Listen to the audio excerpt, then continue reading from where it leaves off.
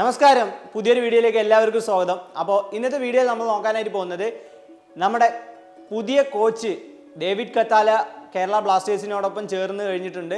2 മത്സരങ്ങൾ കഴിഞ്ഞു. സൂപ്പർ കപ്പിൻ്റെ 2 മത്സരത്തിൽ ആദ്യ മത്സരത്തിൽ നല്ലൊരു വിജയം കരസ്ഥമാക്കിയെങ്കിലും രണ്ടാമത്തെ മത്സരത്തിൽ മോഹൻ ബഗാനുമായിട്ട് 2 ഗോളുകൾക്ക് പരാജയപ്പെടുകയും ചെയ്തു.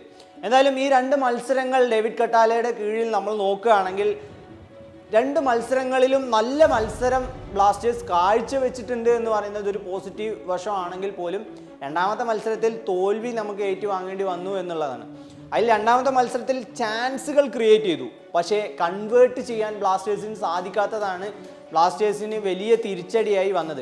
ഈ കഴിഞ്ഞ 2 മത്സരങ്ങളും നമ്മൾ എടുത്തു നോക്കുകയാണെങ്കിൽ ഡേവിഡ് കത്താല എന്ന് പറയുന്നത് ഒരു സ്പാനിഷ് പരിശീലകനാണ്. അപ്പോൾ ആ ഒരു സ്പാനിഷ് ടച്ച് നമുക്ക് ഈ ഒരു 2 മത്സരങ്ങളിലും നമുക്ക് കാണാനായിട്ടുണ്ട് എന്നുള്ളത് എടുത്തു പറയേണ്ട ഒരു കാര്യം തന്നെയാണ്. പ്രത്യേകിച്ച് ഞാൻ പറഞ്ഞു വരുന്നത് പൊസിഷൻ ഫുട്ബോളാണ്. അപ്പോൾ അതിൽ നല്ല രീതിയിൽ ബ്ലാസ്റ്റേഴ്സ് ആ ഒരു കോർഡിനേഷൻ കണ്ടെത്തുന്നുണ്ട് എന്നുള്ളത് നമ്മൾ എടുത്ത് പറയേണ്ട ഒരു കാര്യം തന്നെയാണ്. ഇനി കഴിഞ്ഞ കുറേ സീസണുകളായി നമ്മൾ എടുത്തു നോക്കുകയാണെങ്കിൽ ISL തന്നെ ഏറ്റവും കൂടുതൽ പരിശീലകനെ മാറ്റിയിട്ടുള്ള ഒരു ക്ലബ്ബ് എന്ന് പറയുന്നത് നമ്മുടെ കേരള ബ്ലാസ്റ്റേഴ്സ് ആണ്. അതിൽ ആദ്യമായിട്ടാണ് ഒരു സ്പാനിഷ് പരിശീലകൻ വന്നിട്ടുള്ളത്. അപ്പോൾ അവരെത്രത്തോളം ഇമ്പാക്റ്റ് ഉണ്ടാക്കും എന്നുള്ളത് നമ്മൾ കാത്തിരുന്ന് തന്നെ കാണണം. ഇനി ബ്ലാസ്റ്റേഴ്സിൻ്റെ ഒരുപാട് റൂമറുകളും കാര്യങ്ങളെല്ലാം ഇപ്പോൾ വന്നുകൊണ്ടിരിക്കുന്നുണ്ട്. ബിബിൻ സിംഗ് വരുന്നു എന്നൊക്കെ പറഞ്ഞ് റൂമറുകൾ വന്നിട്ടുണ്ട്. പക്ഷേ അത് എത്രത്തോളം കൺഫേം ആണ് എന്നുള്ളത് ഉറപ്പിച്ച് പറയാനായിട്ട് സാധിക്കുന്നില്ല. പക്ഷേ ഇപ്പോൾ നിലവിൽ ബ്ലാസ്റ്റേഴ്സിൻ്റെ ഭാഗത്തു നിന്നും വലിയ നീക്കങ്ങളിലേക്ക് പോകുന്നുണ്ട് എന്നാണ് അറിയാനായിട്ട് സാധിച്ചത്. ഈ ഒരു പരിശീലകനിക്ക് വേണ്ട പ്ലെയേഴ്സിനെ സൈൻ ചെയ്ത് കൊടുക്കുക എന്നുള്ളതാണ് ഇനി മാനേജ്മെൻറ്റ് ചെയ്യേണ്ടത്. സോ ബ്ലാസ്റ്റേഴ്സിൻ്റെ നിന്നും ഒരുപാട് താരങ്ങൾ ഡിപ്പാർച്ചറായി പോകാനുള്ള സാധ്യതകൾ നമ്മൾ കാണുന്നുണ്ട്. ഡിഫൻസിൽ നിന്നുള്ള മിലോസ് ബ്ലാസ്റ്റേഴ്സ് വിട്ടേക്കും. അതുപോലെ തന്നെ ഡിഫൻസിൽ ഒരുപാട് താരങ്ങൾ ബ്ലാസ്റ്റേഴ്സ് വിട്ടു പോകാനുള്ള ചാൻസ് ഉണ്ട്. മിഡ്ഫീൽഡിൽ നിന്നും ഒരുപാട് താരങ്ങൾ പോകും. ഡാനിഷ് ഫാറൂഖെല്ലാം ചിലപ്പോൾ ഈ ഒരു സീസണോടൊക്കെ തന്നെ പോകും എന്നുള്ളതെല്ലാം നമ്മൾ അറിയാനായി സാധിച്ചിട്ടുണ്ട്.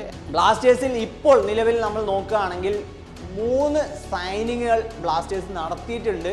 ഒരു പ്രീ കോൺട്രാക്റ്റ് ഇപ്പോൾ നിലവിൽ ചെയ്തിട്ടുണ്ട്.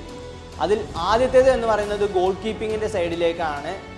അൻവർ ഷെയ്ഖ് എന്ന് പറയുന്ന മുൻ മോഹൻ ബഗാൻ 2nd ഡിവിഷൻ താരമായിട്ടുള്ള അൻവർ ഷെയ്ഖ് ഗോൾ കീപ്പറാണ്. അപ്പോൾ പുള്ളിയെ ബ്ലാസ്റ്റേഴ്സ് സൈൻ ചെയ്തിട്ടുണ്ട്. ഒരു പ്രീ കോൺട്രാക്റ്റിംഗ് സൈനിങ് ആണ്. അതുപോലെ തന്നെ Odisha FC താരമായിരിക്കുന്ന Amer രണവിദിനെയും Blasters sign ചെയ്തിട്ടുണ്ട്. സോ ഇവർ 2 പേരും അതുപോലെ തന്നെ 2020 സീസണിൽ ജംഷഡ്പൂർ FCക്ക് വേണ്ടി കളിച്ചിരിക്കുന്ന സെർജിയോ കാസ്റ്റിൽ സ്ട്രൈക്കറാണ്. അപ്പോൾ പുള്ളിയെയും ബ്ലാസ്റ്റേഴ്സ് സൈൻ ചെയ്തിട്ടുണ്ട്. അപ്പോൾ ആ ഒരു പൊസിഷനിൽ നിന്നും കോമി പെപ്പറെ ചിലപ്പോൾ ഒഴിവാക്കാനുള്ള സാധ്യതകൾ ഞാൻ കാണുന്നുണ്ട്. അപ്പോൾ ഇത്രയും സൈനിങ്ങുകളാണ് ഇതുവരെ ബ്ലാസ്റ്റേഴ്സ് നടത്തിയിട്ടുള്ളത്.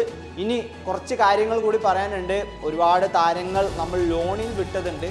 അതിൽ നിന്നും പല താരങ്ങളും ബ്ലാസ്റ്റേഴ്സിലേക്ക് തിരിച്ചു വരാനുള്ള സാധ്യതകളും നമ്മൾ കാണുന്നുണ്ട്. അത് മറ്റൊരു വീഡിയോ ആയിട്ട് നമുക്ക് ചെയ്യാം. അപ്പോൾ വീഡിയോ ഇഷ്ടപ്പെട്ടു എന്ന് വിചാരിക്കുന്നു. വീഡിയോ ഇഷ്ടപ്പെട്ട് കഴിഞ്ഞാൽ ലൈക്ക് ചെയ്യാനും ഷെയർ ചെയ്യാനും അതുപോലെ തന്നെ സബ്സ്ക്രൈബ് ചെയ്യാനും മറക്കരുത്. അപ്പോൾ നമുക്ക് പുതിയൊരു വീഡിയോ വീണ്ടും തിരിച്ചു വരാം. Till then it's me Suhail signing out.